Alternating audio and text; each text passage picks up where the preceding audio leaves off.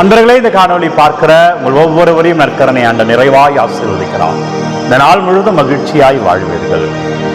நீங்கள் உங்களை அறிவதே உங்கள் வாழ்வின் உண்மையான தொடக்கம் என்பார்கள். நாம் நம்மை அறியணும். நம்ம யாரு, நம்ம எதுக்காக வந்திருக்கோம், நம்ம வாழ்க்கை பயணம் எதற்காக என்று அறிகிற பொழுது உண்மையான வாழ்க்கை தொடங்குகிறது. எனவே அன்பர்களே, பல வேளைகளில் நாம் பலரை நினைத்து கொண்டிருப்போம்.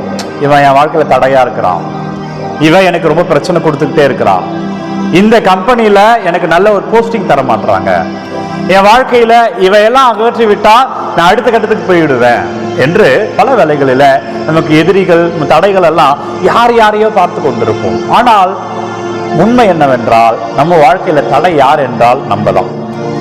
நம்ம முடிவெடுத்து விட்டால், நாம் நம்மை நம்பினோம் என்றால், நாம் ஆண்டவருடைய ஆசீர்வாதங்களை இன்னும் அபரிவிதமாக, இன்னும் கிருபையாக, இன்னும் ஆசீர்வாதமாக ஆண்டவருடைய வல்லமை நம் வாழ்க்கையில பார்க்க முடியும். உதாரணம் தருகிறோம் பாருங்க. நேற்றைய நற்செய்தியுடைய தொடர்ச்சியாக தருகிற யோவான் நற்செய்தி 11வது அதிகாரம் 39வது வார்த்தை. கல்லை அகற்றி விடுங்கள் என்றார் இயேசு. லாசருடைய மரணத்துக்காக சொல்லுகிறார். இறந்த லாசரை உயிரோடு கொண்டு வர வேண்டும் என்று இயேசு ஆசைப்படுகிறார். எனவே அந்த கல்லை அகற்றி விடுங்கள் என்று சொல்லுகிறார். கல்லை அகற்றி விடுங்கள் என்றார் இயேசு. இறந்து போனவரின் சகோதரியான மார்த்தா அவரிடம், அப்போ அவருடைய சகோதரியா இருக்கிற மார்த்தா இயேசுட வந்து நிக்கிறாங்க. என்ன செய்யறாங்க பாருங்க. ஆண்டவரே, 4 நாட்கள் ஆயிற்று, நாற்றம் அடிக்குமே என்றார். இயேசு கல்லை அகற்றுங்கள் என்ற உடனே மற்ற யாருமே எதிர்க்கல. ஒருவேளை லாசருக்கு ஆண்டவர் உயிர் கொடுக்கிறார் என்றால் யார் மகிழ்ச்சி அடைவார்கள் என்றால் அவருடைய உடன்பிறப்பு. யாரோட உடன்பிறப்பு என்றால் இந்த மார்த்தா தான். அவர் தான் வந்து வேண்டாம் என்றாரு. நாற்றம் அடிக்கமே என்கிறார். 4 நாட்கள் ஆயிற்றே என்கிறார். இவருக்கு தான் மகிழ்ச்சி, இவர் குடும்பத்துக்கு தான் மீட்பு, இவர் குடும்பத்தில் தான் ஆசீர்வாதம். ஆனால் மற்றவர்கள் அமைதியா இருக்கிறாங்க. யார் மகிழ்ச்சி அடைய போகிறாரோ அவர் வந்து சொல்கிறார், ஆண்டவரே வேண்டாம், நாற்றம் அடிக்குமே. நண்பர்களே, நம்ம வாழ்க்கையில பல வேலைகளை மார்த்தா போலதான் நம்ம இருக்கிறோம். பல வேலைகளை நாம் தான் நமக்கு தடை. எதுக்கிறது யாரு வேணா இருக்கட்டும். நண்பர்களே, நீங்க உங்களை நம்பினீங்கன்னா தடைகள் எல்லாம் உடைந்து போகும். முதல் முயற்சியை நீங்க எடுக்கணும். நேற்று நற்செய்தியிலுமே, நேற்றைய ஜெபத்திலுமே அதைதான் சொன்னேன். தடைகளை நீங்க தான் உடைக்கணும். முதல் ஸ்டெப் நீங்க தான் எடுத்து வைக்கணும். நீங்கள் உங்களை நம்பணும்.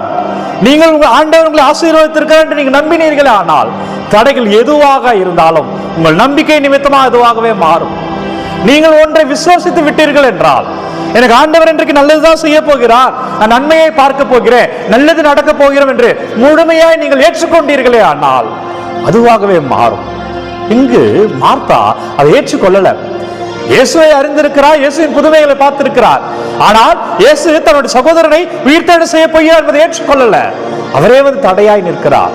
அன்பர்களே, நம்ம வாழ்க்கையில நீங்க யாரெல்லாம் தடை நினைச்சிட்டு இருக்கீங்களோ, உண்மையான தடை அவர்கள் கிடையாது. உண்மையான தடைகள் நீங்க தான். உங்களுடைய அவநம்பிக்கை தான். நீங்கள் உங்களை நம்பணும். உங்களுக்குள்ள கடவுள் இருக்கிறார் என்று நம்புங்கள். உங்களை அவர் உயர்த்திருக்கிறார் என்று நம்புங்கள். நீ வெற்றிக்குரிய மகன் என்பதை நம்புங்கள். தடைகளை உடைத்தெறியுங்கள். மீண்டும் சொல்றேன், அவநம்பிக்கை என்ற தடையை உடைத்தெறியுங்கள். சந்தேகம் என்ற தடையை உடைத்தெறியுங்கள்.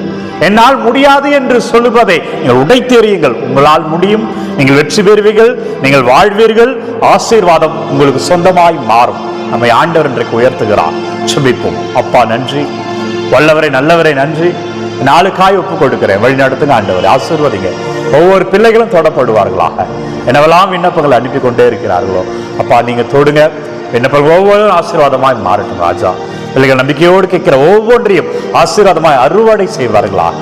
இயேசு கிறிஸ்துவின் பெயரிலே மகிழ்ச்சியாய் வாழ்வீர்கள். இதனால் நல்லதே நடக்கும். விண்ணப்பங்களை தொடர்ந்து கமெண்ட் மூலமா அனுப்புங்க. உங்களுக்காக ஒவ்வொரு நாளும் விடியற் காலை 3 மணிக்கு ஜெபத்தை யூடியூப் வழியாய் வழங்கி கொண்டிருக்கிறேன். தேவையானவர்கள் ஜெபித்து பயன்பெறும்படி அன்போடு கேட்டுக்கொள்கிறேன். God bless you.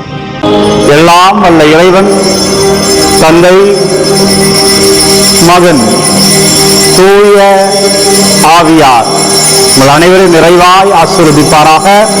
ஆண்டவர் இயேசு சாமியின் பெயரில் இன்றைக்கு மகிழ்ச்சியாய் வாழ்வீர்கள். ஆசீர்வாதங்களை பார்ப்பீர்கள். இறைவன் உங்களோடு வருகிறார். அன்பர்களே, இந்த காணொளி யாருக்கு தேவை என்று நினைக்கிறீர்களோ அவர்களோடு பகிர்ந்து கொள்ளுங்க. God bless you.